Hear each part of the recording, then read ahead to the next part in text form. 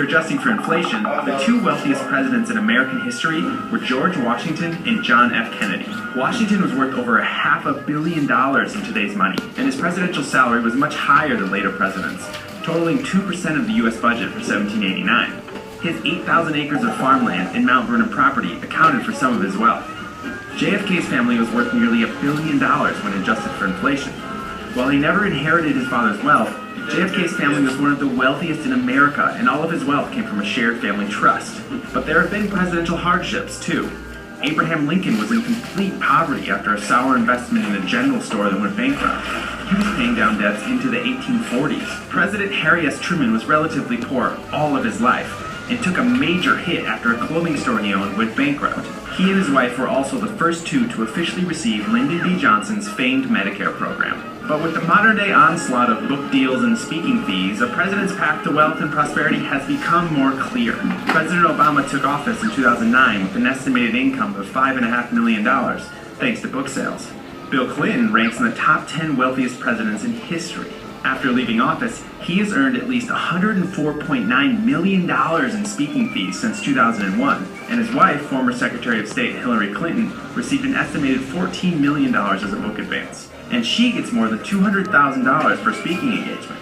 Together, their net worth hovers around $55 million. And then there's the Bush family dynasty, whose wealth comes from a rich history in finance and Texas oil.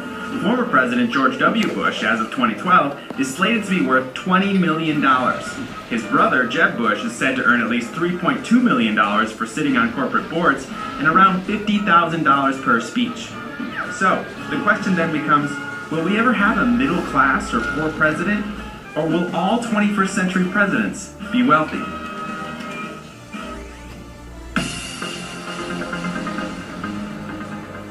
The capital of Egypt. It's the home of our third school in today's roll call.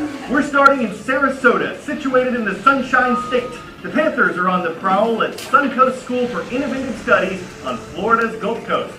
Not far from the Atlantic coast, in the Old Wine State, we've got the Dolphins of Rosa Parks Middle School. They're in Olney, Maryland. And Cairo is the capital of Egypt.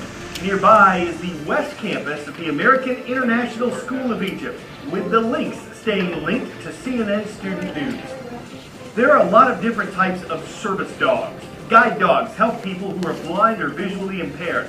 Hearing dogs can alert the hearing impaired to sounds in the area around them. Mobility assistance animals can open doors and pick up things that have been dropped.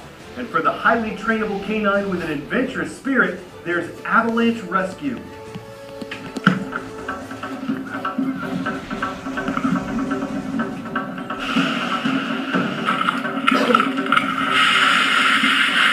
Every year, more than 150 people